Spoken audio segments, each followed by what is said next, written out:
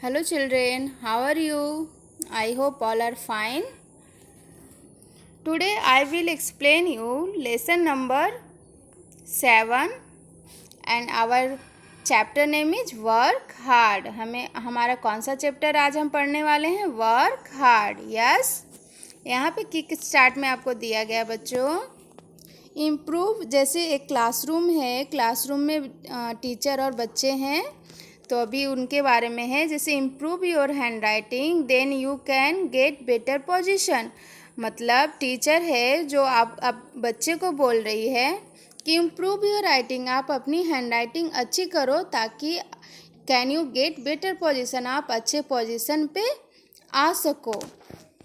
तो बॉय है, सॉरी जो गर्ल है वो जवाब दे रही है, okay ma'am I will make my efforts. मतलब अच्छा मैम, मैं अपनी तरफ से कोशिश करूँगी, मैं अपनी तरफ से ध्यान रखूँगी. ओके. उसके बाद गर्ल जब घर आती है तो अपनी मम्मा को बोलती है, see mother my daily practice sheet of hand writing. माँ, आप मेरी डेली प्रैक्टिस सीट की जो हैंड राइटिंग है आप उसे देखो. I have improved as my teacher has advise me. जो मेरी टीचर है उन्होंने मुझे एडवाइस किया है या उन्होंने मुझे बोला है कि आप अपनी हैंड राइटिंग इम्प्रूव करो. यस बच्चों, ये ऐसा आपके साथ होता है ना, जैसे अगर आपकी हैंड राइटिंग गंदी होती है तो आपके टीचर्स या आपके पेरेंट्स आपको बोलते हैं कि बेटा आप अपनी हैंड राइटिंग अच्छी करो, अगर आप अच्छा लिखोगे तो आप अच्छा पोजीशन पे आ सकते हो. जैसे आप पढ़ने में तो ठीक हो, बट अगर आपकी हैंड राइटिंग गंदी है तो आपके मार्क्स कम जाते हैं. तो फिर अगर आप अच्छा लिखोगे तो आप अच्छे पोजीशन पे आओगे. तो ऐसा आपको टीचर सजेस्ट करती है ना बच्चों. ठीक उसी तरह आपको आज इससे रिलेटेड एक कहानी है जो मैं आपको सुनाने जा रही हूँ. वो बहुत ही इंटरेस्टिंग कहानी है, आपको वो सुन के मज़ा आएगा. और आई होप आप अपने लाइफ में, अगर आपके साथ भी ये प्रॉब्लम है कि आपकी गंदी हैंड राइटिंग है, तो आप अपनी तरफ से कोशिश करोगे कि हमारी भी हैंड राइटिंग अच्छी हो जाए. ओके. हमारी आज कहानी का क्या नाम है? The beautiful hand writing. Okay. Once upon a time, in a small village in Maharashtra, there lived a boy named Raghav. एक समय की बात है, एक छोटा सा गांव है महाराष्ट्र में, वहाँ एक राघव नाम का लड़का रहता था. Thought his parents were poor, मतलब कि जो उसके पेरेंट्स थे वो थोड़े गरीब थे. They sent him to school, वो उसे स्कूल भेजे. Raghav work sincerely and concern on his study. Raghav का क्या है, वह अपनी मतलब राघव सिंसियरली वह अपने काम ईमानदारी से करता था. एंड कंसर्न हिज स्टडी, वह अपने पढ़ाई के प्रति भी थोड़ा चिंतित रहता था. वह अपना सारे काम ईमानदारी से और अच्छे से करता तो था, बट वह थोड़ा अपने पढ़ाई को लेकर के चिंतित रहता था. बट ही वॉज फॉरगेटेबल, मतलब उसके साथ एक प्रॉब्लम थी कि वह लापरवाह, वह भुलक्कड़ था, वह मतलब चीज़ें भूल जाता था. He could not remember much, उसे सब कुछ अच्छे से याद नहीं रहता था. राघव के साथ क्या प्रॉब्लम था बच्चों? वह पढ़ने में तो अच्छा था, वह ईमानदार था, मतलब अपने पढ़ाई के प्रति लेकर वो बहुत वो था, कंसर्न था, लेकिन वह थोड़ा भुलक्कड़ जैसा भी था और उसे बहुत सब कुछ याद नहीं रह पाता था. डैट वाज हिज वीकनेस, और यही उसकी कमजोरी थी. राघव की कमजोरी क्या थी? क्योंकि वह थोड़ा भुलक्कड़ था, उसे सब कुछ चीज़ें याद नहीं रहती थी. Yes. Raghav however did not require a good memory, so he decided to work hard to further improve his handwriting. Raghav however, मतलब कि हालांकि राघव के पास एक सुंदर लिखावट थी. राघव के पास एक तो उसकी वीकनेस क्या थी कि वह भूल जाता था, उसे सब कुछ याद नहीं रह पाता था. लेकिन क्या था राघव के पास? एक स्ट्रांग पॉइंट था, एक मजबूत चीज़ थी. क्या थी? कि उसकी लिखावट बहुत ही सुंदर थी, जिसे अच्छी याद की आवश्यकता नहीं थी। अगर आपकी सुंदर लिखावट है बच्चों, तो अगर आपको याद नहीं है तो भी आप जो चाहो जितना भी अगर आप लिखोगे तो वो आप अच्छा ही लिखोगे, है ना, क्योंकि आपकी लिखावट अच्छी है। तो ठीक उसी तरह राघव के साथ भी ऐसा ही था कि राघव की याद तो अच्छी नहीं थी लेकिन उसकी हैंडराइटिंग बहुत अच्छी थी। इसलिए राघव ने अपनी लिखावट को और बेहतर बनाने के लिए कड़ी मेहनत करने का फैसला किया। ठीक है ना बच्चों। He said, his teacher said to him, "Your handwriting is becoming more and more beautiful. It is certainly better than that of any other boy." His teacher said to him, मतलब कि उसके जो टीचर है, शिक्षक है, वो उसे बोलते हैं कि your hand writing is becoming more and more beautiful. जो आपकी हैंड राइटिंग है, जो शिक्षक है वो किससे बोल रहे हैं? वो राघव को बोल रहे हैं कि राघव, जो आपकी हैंड राइटिंग है वो बहुत ही मोर एंड मोर, बहुत अधिक खूबसूरत है। It is certainly better than that of any other boy, मतलब कि यह निश्चित रूप से किसी भी अन्य लड़के की तुलना में बेहतर है। मतलब कि जो राघव की हैंड राइटिंग है वो कितना मोर एंड मोर ब्यूटीफुल है, मतलब बहुत अधिक खूबसूरत है। किसके मुकाबले? दूसरे बच्चों के मुकाबले राघव की हैंड राइटिंग बहुत खूबसूरत है। Yes, Raghav was immensely encouraged by these comforting words from his teacher।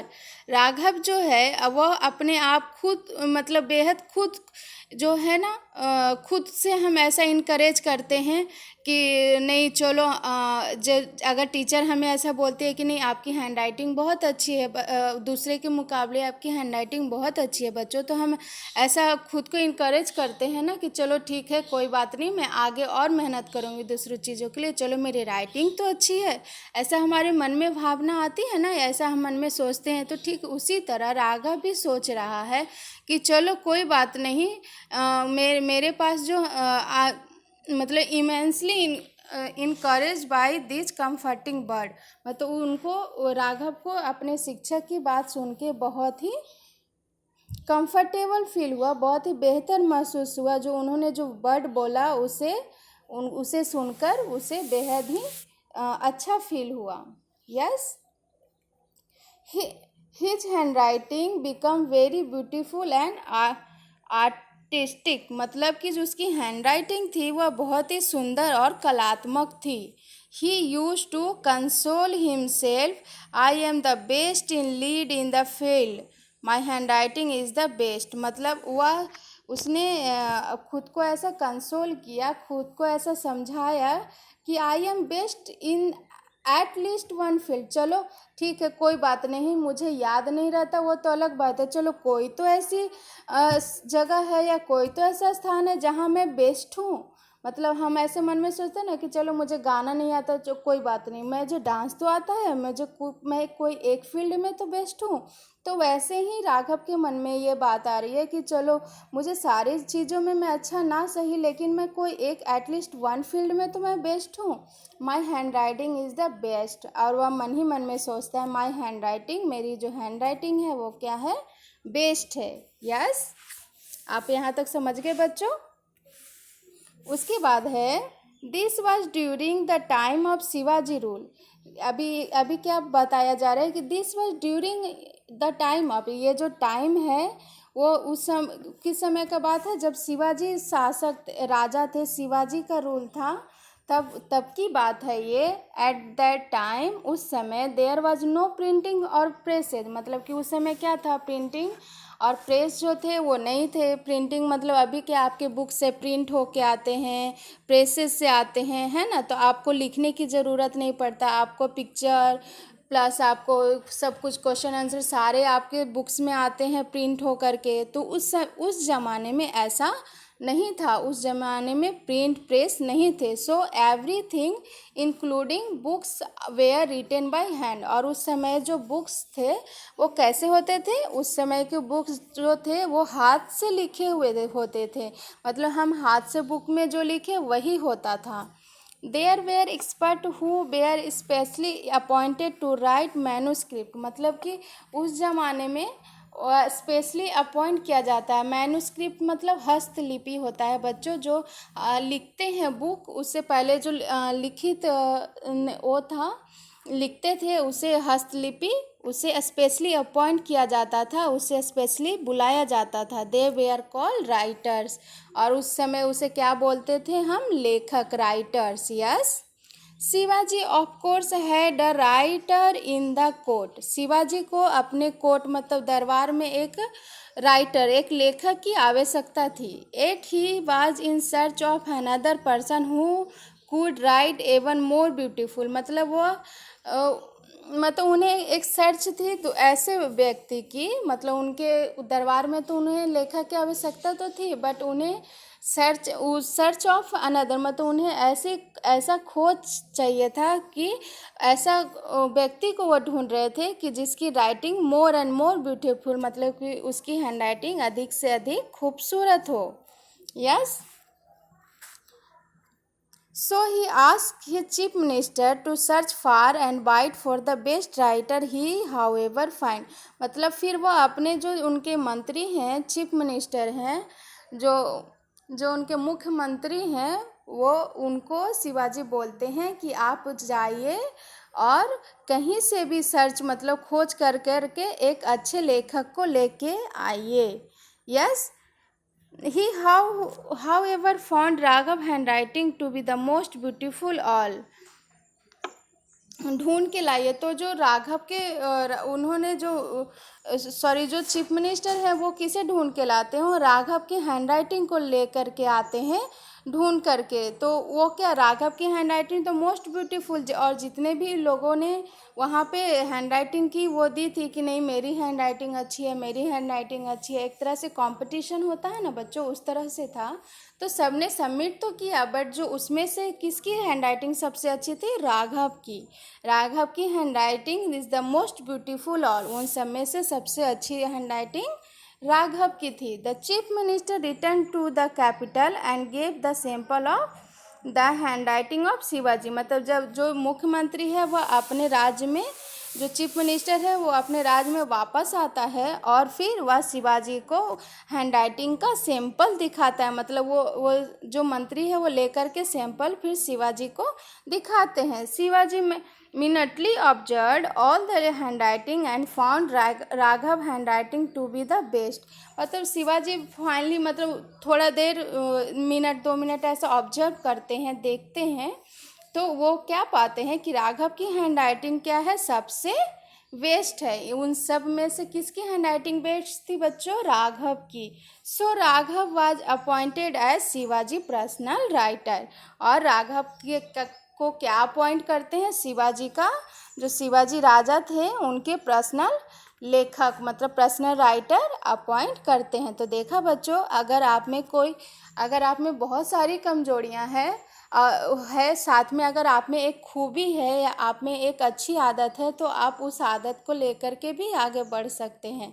ऐसा नहीं कि हमारे में बस कमजोरियां हैं तो, या हमारे में जो वीकनेस है तो हम उस वीकनेस को लेकर के हम ये कि चलो मुझे तो ये आता नहीं, ये करना है। आपको जो आता है, आपको जो फील्ड में आपको जो चीज़ अच्छा लगता हो, आप उस फील्ड में जा सकते हैं, जैसा कि राघव ने किया। तो देखा बच्चों, ये कितनी इंटरेस्टिंग स्टोरी थी। राघव के पास क्या थी, उसके पास एक प्लस पॉइंट थी कि उसकी गुड हैंडराइटिंग थी, और उसने अपने मन में यही निश्चय किया कि अगर मेरी जो हैंडराइटिंग है वो इतनी अच्छी है तो मैं और कोशिश करूँगा कि वो और अच्छी हो, है ना। तो इस तरह से वह शिवाजी का पर्सनल राइटर बन गया, है ना बच्चों।